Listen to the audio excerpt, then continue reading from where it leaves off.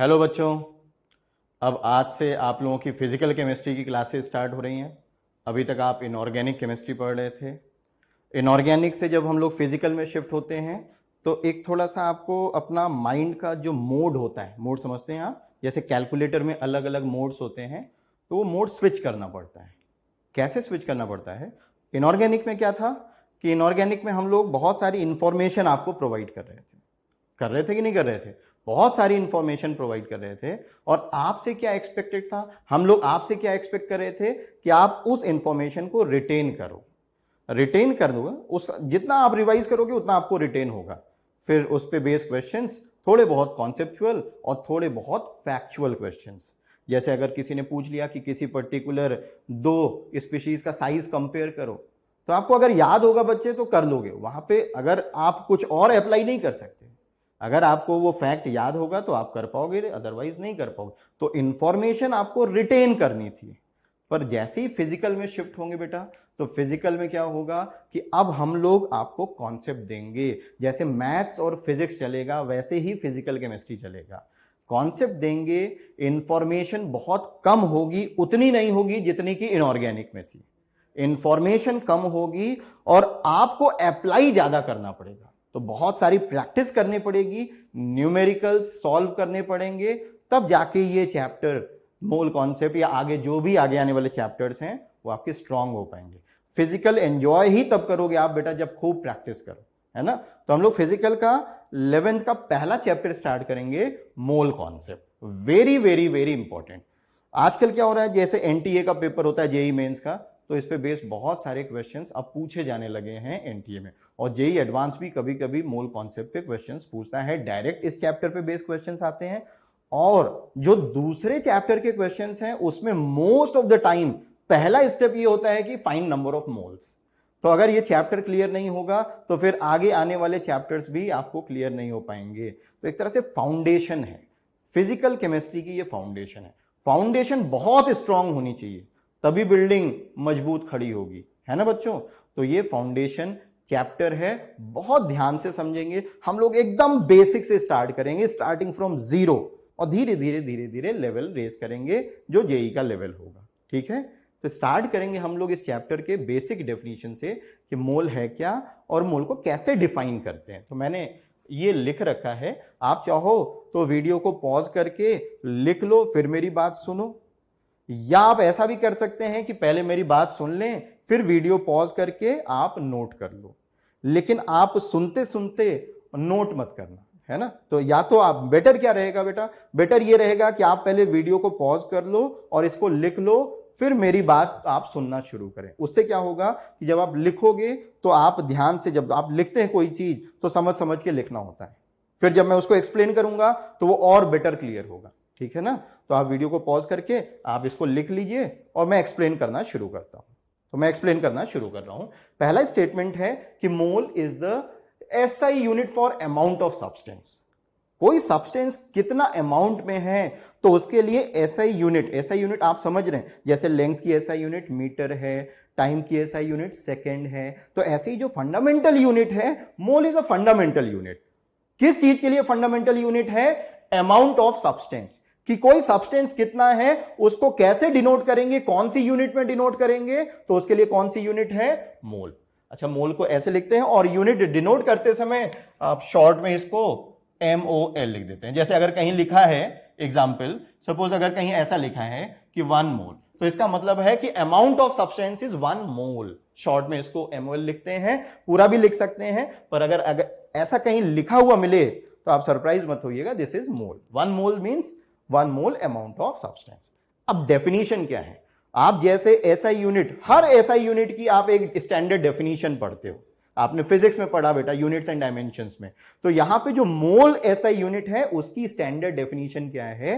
This standard definition I have written, ये according to IUPAC है। IUPAC क्या है? International union of pure and applied chemistry. तो IUPAC standard set करते हैं केमिस्ट्री में, उन स्टैंडर्ड्स को हम लोग अक्रॉस वर्ल्ड वाइड फॉलो करते हैं, ठीक है ना। तो कुछ कन्वेंशंस हैं, स्टैंडर्ड्स हैं जो कि एक अथॉरिटी सेट करती है और फिर दूसरे लोग उसको फॉलो करते हैं। तो IUPAC वो अथॉरिटी है जो कन्वेंशंस या स्टैंडर्ड केमिस्ट्री में सेट करती है। तो according to IUPAC 1 mole is that amount of substance which contains as many entities.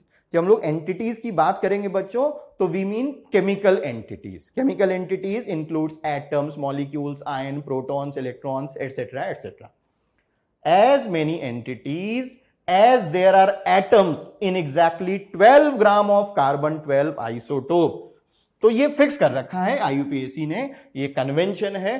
पहले आप बोल सकते हैं, मेरे ख्याल से 1961 की बात है, 61 से पहले बहुत सारे दूसरे रेफरेंस एटम्स भी लिए जाते थे, पर 61 में IUPAC ने फिक्स कर दिया कि अब रेफरेंस कौन होगा, कार्बन 12। ऐसा 12 gram of carbon 12 isotope. Isotope आप समझते हैं बच्चों, आपने इनऑर्गेनिक में पढ़ा आइसोटोप्स क्या होते हैं। जैसे कार्बन के दो मेन आइसोटोप्स होते हैं बेटा, एक C12 और दूसरा C14। C14 वाला रेडियो एक्टिव आइसोटोप है। रेडियो एक्टिव मतलब जो अनस्टेबल न्यूक्लियस होता है, alpha beta gamma rays emit करता है। आइसोटोप हम लोग पढ़ चुके हैं, तो ये मैं एज्यूम कर रहा हूं हम लोगों को कार्बन का कौन सा आइसोटोप लेना है, कार्बन का 12 वाला। कितने ग्राम लेना है, एग्जैक्टली 12 ग्राम। फिर करना क्या है, उस 12 ग्राम में हमें काउंट करने हैं कि कितने नंबर ऑफ एटम्स हैं। 12 ग्राम कार्बन 12 लिया, उसमें काउंट किया कितने नंबर ऑफ एटम्स हैं। उस नंबर के बराबर अगर कोई क्वांटिटी है तो दैट इज 1 मोल। क्या करना है, 12 ग्राम कार्बन 12 का लेना है, उसमें काउंट करना है नंबर ऑफ एटम्स। उस नंबर के बराबर अगर कोई क्वांटिटी है तो दैट इज 1 मोल। अब एक दिक्कत आएगी, आप पूछोगे सर कैसे काउंट करेंगे 12 ग्राम कार्बन 12 में नंबर ऑफ एटम्स। तो उसके लिए तमाम दूसरे एक्सपेरिमेंटल मेथड्स हुए, जिससे वो नंबर आ गया कि कितने नंबर ऑफ एटम्स होते हैं 12 ग्राम। तो ये रिजल्ट मैंने बच्चों लिख रखा है। There are 6.022 into 10 to the power 23 atoms in exactly 12 gram of carbon 12। हमें पता चल गया कि कार्बन 12 के 12 ग्राम में कितने नंबर ऑफ एटम्स हैं, ये नंबर ऑफ एटम्स हैं। दिस इज द नंबर, ये नंबर ऑफ एटम्स हैं। अब इस नंबर के बराबर अगर कोई एंटिटी है तो दैट इज 1 मोल। इस नंबर के बराबर अगर कोई एंटिटी है तो दैट इज 1 मोल। इस नंबर को अवोगाद्रोस नंबर बोलते हैं, इटालियन साइंटिस्ट एवोगाद्रो के ऑनर में। ऐसा नहीं है कि एवोगाद्रो ने ये नंबर खोजा, पर उनके ऑनर में इसका नाम है एवोगाद्रोस कांस्टेंट। तो हम लोग आगे से इस नंबर को 6.022 इंटू 10 टू द पावर 23 को अवोगाद्रोस नंबर बोलेंगे, और अवोगाद्रोस नंबर को Na से डिनोट करते हैं। किससे डिनोट करते हैं बच्चों, Na से डिनोट करते हैं। तो ये रिप्रेजेंटेशन है। अगर कहीं आपको Na लिखा हुआ मिले तो Na का मतलब है कि ये नंबर की बात हो रही। अच्छा, कुछ बुक्स में इसको N0 भी लिखा हुआ मिलता है। रिप्रेजेंटेशन अलग अलग हो सकते हैं, जैसे कुछ बुक्स में आपको ऐसे भी मिल जाएगा, पर NCERT Na रिकमेंड करती है तो हम लोग Na को ही स्टिक करेंगे। इस नंबर को क्या बोलेंगे, Na, अवोगाद्रोस नंबर। क्या बोलेंगे, अवोगाद्रोस नंबर। बहुत बड़ा नंबर है बच्चों, ठीक है, बहुत 10 टू द पावर 23। आप देखो ना कितना बड़ा नंबर है, बहुत बड़ा नंबर है, और इस नंबर को हम लोग अवोगाद्रोस नंबर बोलेंगे। तो अगर इस नंबर के बराबर अगर कोई एंटिटी है तो दैट इज 1 मोल। इस नंबर के बराबर अगर कोई नंबर ऑफ एंटिटीज हैं तो that is 1 mole. For example, अगर हमारे पास 6.022 into 10 to the power 23 atoms हैं, तो इसका मतलब कितने मोल एटम है, 1 मोल एटम है। अगर हमारे पास 6.022 into 10 to the power 23 molecules हैं, डिफरेंस मालूम है ना बच्चों आपको एटम्स और मॉलिक्यूल्स में। Molecules is collection of atoms, atom मतलब आइसोलेटेड एटम। तो इतने अगर मॉलिक्यूल्स हैं तो आप बोल सकते हो आपके पास 1 मोल मॉलिक्यूल्स हैं, 1 मोल मॉलिक्यूल्स हैं। कोई भी क्वांटिटी जिसको आप काउंट कर सको, अगर वो इस नंबर में है तो that is 1 mole. For example, अगर आपके पास 6.022 into 10 to the power 23 electrons हैं सपोज, और आप सपोज काउंट भी कर ले रहे हो, तो that is 1 mole electrons. 1 mole electron. समझ में आया आपको? कोई भी क्वांटिटी अगर इस नंबर में है, इस नंबर में अगर कोई क्वांटिटी है तो दैट इज 1 मोल। तो हम लोग क्या कह रहे हैं कि हम लोग ये कह रहे हैं कि 6.022 into 10 to the power 23 entities is equal to 1 mole entity. Now that entity may be anything. Chemical entity हम लोग नॉर्मली केमिस्ट्री में बात कर सकते हैं, हालांकि आप जनरल भी बात कर सकते हो। 6.022 इंटू 10 की पावर 23 अगर टमाटर है तो 1 मोल टमाटर है आपके पास, ऐसे ही है ना। पर हम लोग केमिस्ट्री में केमिकल एंटिटीज की बात करते हैं। बहुत इंपॉर्टेंट और एकदम बेसिक डेफिनेशन है ना, फंडामेंटल डेफिनेशन है, वेरी वेरी इंपॉर्टेंट, कि अगर कोई चीज इतनी है तो दैट इज 1 मोल। समझ में आया? अच्छा, mole is a counting unit, तो मैं यहां पे लिख दे रहा हूं, mole is a counting unit. ये क्या होता है काउंटिंग यूनिट? चलो एक काम करते हैं, थोड़ी देर के लिए काउंटिंग यूनिट को CU से डिनोट करते हैं। काउंटिंग यूनिट, एक एग्जांपल, डजन। दर्जन आप जानते हैं ना, डजन। कोई चीज 12 इन नंबर है तो आप उसको बोलते हो 1 डजन। कोई चीज अगर 12 इन नंबर है तो आप उसको क्या बोलते हो? आप बोलते हो 1 डजन। तो dozen is a counting unit. Dozen is a counting unit. Counting unit का रोल क्या होता है? वो एक बड़े नंबर को एक छोटे नंबर से रिप्रेजेंट करने में हेल्प करता है। कैसे? आप देखो ना, क्या 12 बड़ा नंबर है? 12 को हमने किससे रिप्रेजेंट किया? 1 से। लेकिन 1 से रिप्रेजेंट करने के बाद एक काउंटिंग यूनिट हमें लगानी पड़ी। हम लोग एक बड़े नंबर को एक छोटे नंबर से रिप्रेजेंट कर रहे हैं, लेकिन फिर बाद में एक काउंटिंग यूनिट हम लगा रहे हैं, दर्जन, डजन। जैसे जब क्रिकेट में, आप जानते हैं क्रिकेट में 100 रन्स बनते हैं, सपोज कोहली ने 100 मारी, तो आप बोलते हो 100 रन्स को आप क्या बोलते हो? सेंचुरी, 1 सेंचुरी या सिंगल सेंचुरी बोलते हैं कि नहीं बोलते? 200 रन मारे किसी ने तो डबल सेंचुरी। तो क्या हुआ? आपने 100 को किससे रिप्रेजेंट किया? 1 से। 100 को 1 से रिप्रेजेंट किया, लेकिन फिर बाद में आप क्या कर रहे हो? एक काउंटिंग यूनिट। आपने एक बड़े नंबर को एक छोटे नंबर से रिप्रेजेंट किया, लेकिन फिर बाद में क्या लगाना पड़ रहा है? Counting unit. Similarly mole is also a counting unit. कैसे? 6.022 इंटू 10 की पावर 23 नंबर अगर कोई क्वांटिटी है तो उसको हम लोग बोल रहे हैं 1 मोल। इतने बड़े नंबर को हमने किससे रिप्रेजेंट किया? 1 से। लेकिन फिर बाद में हमें क्या लगाना पड़ेगा? Counting unit. समझ में आया काउंटिंग यूनिट क्या है? तो mole is a counting unit. जैसे डजन हो गया, सेंचुरी हो गया, वैसे ही मोल हो गया। इतने बड़े नंबर को हम लोग किससे रिप्रेजेंट कर रहे हैं? 1 से। और फिर बाद में क्या कर रहे हैं? काउंटिंग यूनिट, मोल। समझ में आया इतना? यहां से हम लोग पहला फॉर्मूला फ्रेम कर सकते हैं नंबर ऑफ मोल्स के लिए, और फ्रेम आप ही करोगे। आप, मैं एक एग्जांपल देता हूं, आप देखो, आप खुद ही फॉर्मूला बताओगे कि सर ये फॉर्मूला होगा। मैं एक एग्जांपल देता हूं, आप फॉर्मूला बताएं। तो हम लोगों ने अभी तक क्या सीख लिया? हम लोगों ने अभी तक यह सीख लिया कि अगर कोई 6.022 इंटू 10⁻23 नंबर ऑफ एंटिटीज है तो हम उसको कितने मोल बोल सकते हैं? बच्चों 1 मोल बोल सकते हैं। ठीक है, इतनी नॉलेज के साथ आप एक सिंपल सा क्वेश्चन सॉल्व करो। मैं आपको यह बोल रहा हूं कि इस कंटेनर में 12.044 इंटू 10 की पावर 23 ऑक्सीजन एटम्स हैं। ऑक्सीजन एटम्स, जीरो नहीं है। कौन से एटम्स हैं? ऑक्सीजन एटम्स हैं। आपसे मैं जानना चाहता हूं कि मोल्स ऑफ ऑक्सीजन एटम बता दो। हमें आपसे मोल्स ऑफ ऑक्सीजन एटम जानना है। बताएं क्या करने वाले हैं? आप बताओ क्या करने वाले हो आप? जल्दी से, चुटकियों में आंसर आना चाहिए आपका, और आया भी होगा। कितने मोल है ये? 2 मोल्स। कैसे? आपको अभी बताया चीख चीख के कि 6.022 इंटू 10⁻23 का मतलब 1 मोल है। 6.022 इंटू 10⁻23 में 1 मोल है। तो आप जरा गौर से देखो, ये 12.044 इंटू 10⁻23 है, तो कितने मोल हो गया? 2 मोल। यूनिटरी मेथड से इतने में 1 है तो उतने में कितना होगा? 2। कैसे आया?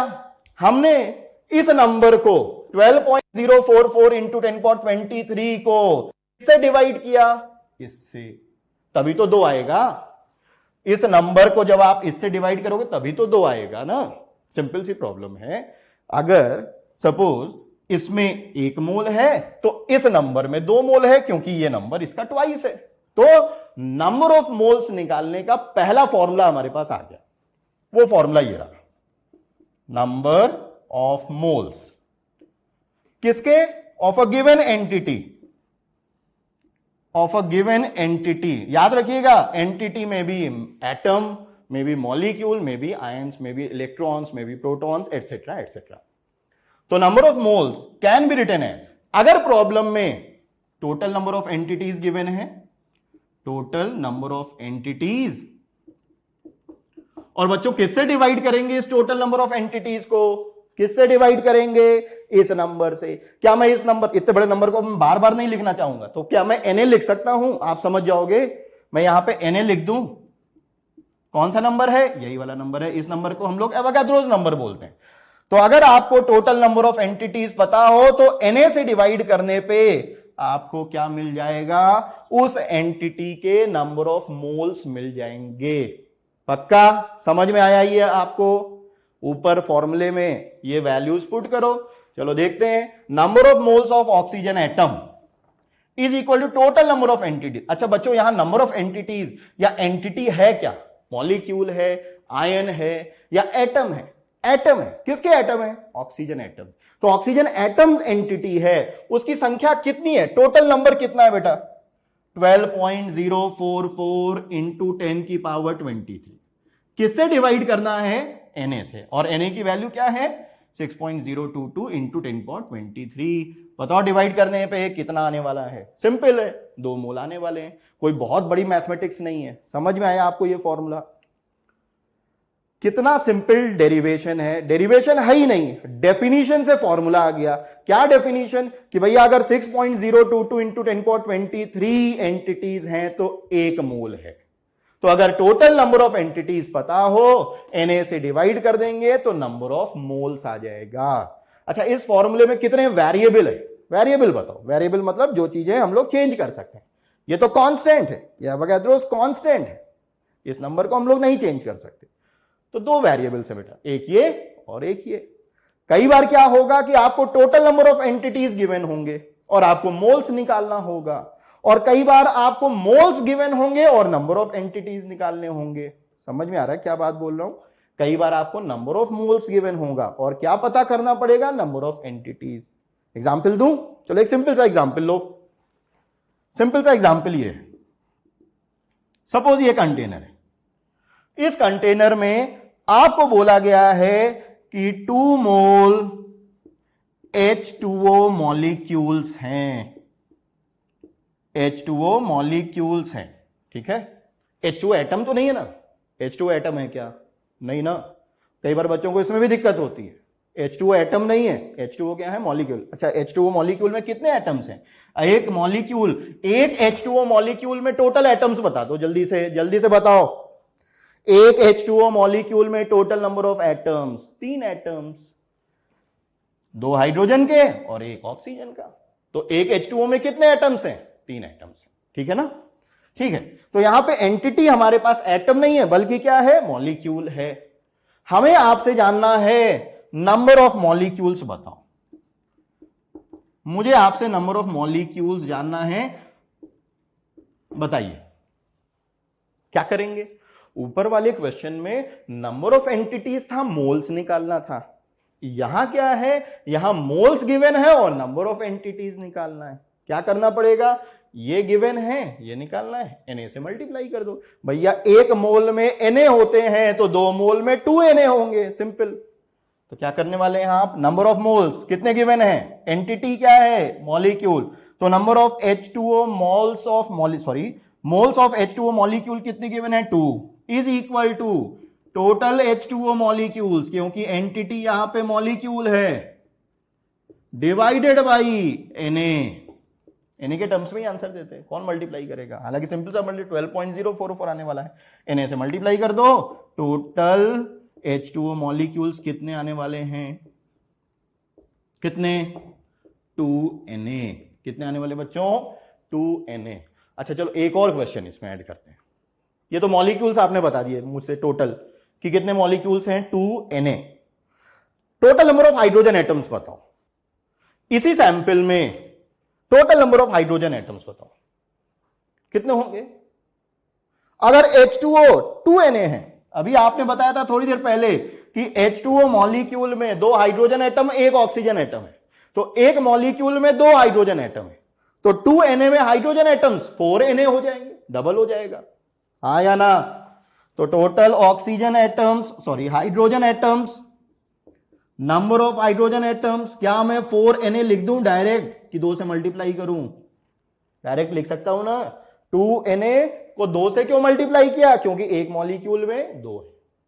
कोई आपसे पूछे कि अगर 4 लोग हैं तो टोटल कितनी आंख होंगी, तो आप क्या करोगे? 8 ही तो बताओगे, क्योंकि एक के 2 है। तो वही चीज यहां पे है, 2Na है, एक में 2 है, तो टोटल कितना हो गया? 4 हो गया। A vessel contains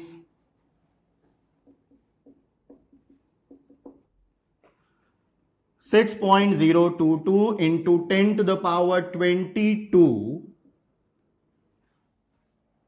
number of helium atoms. Helium atoms. पहला क्वेश्चन आपसे है फाइंड हीलियम बेटा 2He4, हीलियम 2He4 है ना। तो find moles of helium atom, पहला क्वेश्चन। दूसरा, फाइंड मोल्स ऑफ इलेक्ट्रॉन्स, ठीक है। और तीसरा question, find moles of nucleons. Nucleons क्या होते हैं बताइए? न्यूक्लियॉन्स न्यूक्लियस के अंदर रिजाइड करने वाले पार्टिकल्स। कौन कौन से पार्टिकल्स? प्रोटॉन्स और न्यूट्रॉन्स। तो प्रोटॉन्स और न्यूट्रॉन्स दोनों के नंबर को मिलाकर क्या बोलेंगे आप? न्यूक्लियॉन्स। करो बच्चों, ट्राई करो इसको, वीडियो को पॉज करिए। सिंपल सा क्वेश्चन है ना, एकदम बेसिक है, पर प्रैक्टिस हो जाएगी। तो आप ट्राई करो, वीडियो को पॉज करेंगे, ट्राई करेंगे, ठीक है। मैं स्टार्ट करूं? मैं करता हूं, है ना। आप सॉल्यूशन तभी देखो जब एक बार आपने ट्राई कर लिया। तो हम लोग स्टार्ट करते हैं। सिंपल सा क्वेश्चन है। चलो, ये कंटेनर है, इस कंटेनर में आपके पास ये वाला एटम है, ठीक है ना, 2He4। कितने नंबर ऑफ एटम्स हैं? नंबर ऑफ एटम्स कितने हैं? 6.022 इंटू 10 की पावर 22 एटम्स हैं, ठीक है। अच्छा, क्योंकि पहले पार्ट में तो एटम्स पूछा गया तो उससे हम लोग निपट लेंगे। दूसरे पार्ट में नंबर ऑफ इलेक्ट्रॉन्स हमें चाहिए होंगे, क्यों? क्योंकि मोल्स ऑफ इलेक्ट्रॉन्स पूछे हैं। और तीसरे पार्ट में न्यूक्लियॉन्स पूछे हैं, तो नंबर ऑफ न्यूक्लियॉन्स भी चाहिए होंगे, ठीक है। तो एक काम करो, अगर इतने हीलियम एटम्स हैं तो मुझे टोटल इलेक्ट्रॉन्स बता दो। मुझे इलेक्ट्रॉन्स भी आपसे जानना है, मुझे इलेक्ट्रॉन्स भी आपसे जानना है। एक हीलियम एटम में कितने नंबर ऑफ इलेक्ट्रॉन्स हैं? ये दूसरा वाला देखो, क्या कोई चार्ज है इस पे? कोई चार्ज नहीं। तो number of protons, number of electrons equal. तो एक हीलियम में कितने हैं? 2 इलेक्ट्रॉन। तो इसको, इस नंबर को अगर हम 2 से मल्टीप्लाई कर दें तो क्या नंबर ऑफ इलेक्ट्रॉन्स मिल जाएगा? क्योंकि एक हीलियम में 2 हैं, तो इसने नंबर ऑफ हीलियम एटम्स हैं, इसको 2 से मल्टीप्लाई कर देता हूं। 2 इंटू 6.022 इंटू 10 की पावर 22 इलेक्ट्रॉन्स, ठीक है भैया, इलेक्ट्रॉन्स मिल गए। और थर्ड पार्ट करने के लिए हमें नंबर ऑफ न्यूक्लियॉन्स भी चाहिए होगा। न्यूक्लियॉन्स का मतलब है number of protons plus number of neutrons. वो नंबर कहां से मिलता है? आपको मालूम है, ऊपर वाला नंबर क्या देता है आपको? Number of protons plus number of neutrons. तो एक एटम में कितने न्यूक्लियॉन्स हैं? 4। तो आप क्या करो, इस नंबर को 4 से मल्टीप्लाई करो। चलो 4 से मल्टीप्लाई करते हैं। तो 4 इंटू 6.022 इंटू 10 की पावर 22 न्यूक्लियॉन्स। अब बहुत सिंपल हो गया, सबके नंबर आ गए। अब बस इनको Na से डिवाइड करना है, क्योंकि नंबर ऑफ मोल्स निकालना है। तो नंबर ऑफ मोल्स कैसे निकालेंगे? नंबर ऑफ एंटिटीज हमने पता कर ली हैं, Na से डिवाइड कर लेते हैं ताकि मोल्स मिल जाए। तो बताओ मोल्स ऑफ एटम, आप निकाल चुके हो मोल्स ऑफ एटम्स। कौन से एटम? हीलियम के एटम्स कितने होंगे बताओ? इस नंबर को Na से डिवाइड करो। 6.022 इंटू 10 की पावर 22 डिवाइडेड बाई 6.022 इंटू 10 की पावर 23। क्या ये 0.1 आएगा? 0.1। तो मोल्स ऑफ एटम्स मिल गए। मोल्स ऑफ इलेक्ट्रॉन्स, अब मैं डिवाइड नहीं कर रहा हूं, सीधे इस नंबर को जब आप Na से डिवाइड करोगे तो 0.2 मिलेगा। वैसे भी ये 0.1 है तो एक में 2 है, तो इस कारण से मोल्स ऑफ इलेक्ट्रॉन्स, इस कंटेनर के अंदर मोल्स ऑफ इलेक्ट्रॉन्स कितने, 0.2। मैंने डायरेक्ट लिखा, क्या करना था आपको, इस नंबर को किससे डिवाइड करना था, Na से। Na से डिवाइड करने पे ही आने वाला है। Similarly moles of nucleons, nucleons बताएं किससे मल्टीप्लाई करोगे, इस नंबर को 4 से मल्टीप्लाई कर दो, या आप इस नंबर को किससे डिवाइड करने वाले हो, Na से। कितना आने वाला बच्चों, 0.4।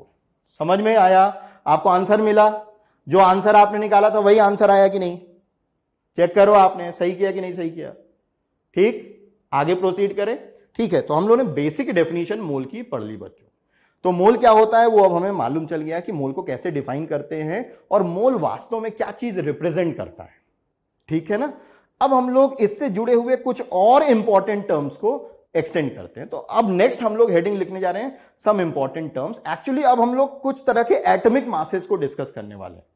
तो different types of atomic masses क्या क्या होते हैं, कैसे उनका रिप्रेजेंटेशन होता है, क्या डेफिनेशंस हैं, उनको एड्रेस करते हैं। तो next we are going to move to our next section, that is different types of atomic masses. शुरू करें।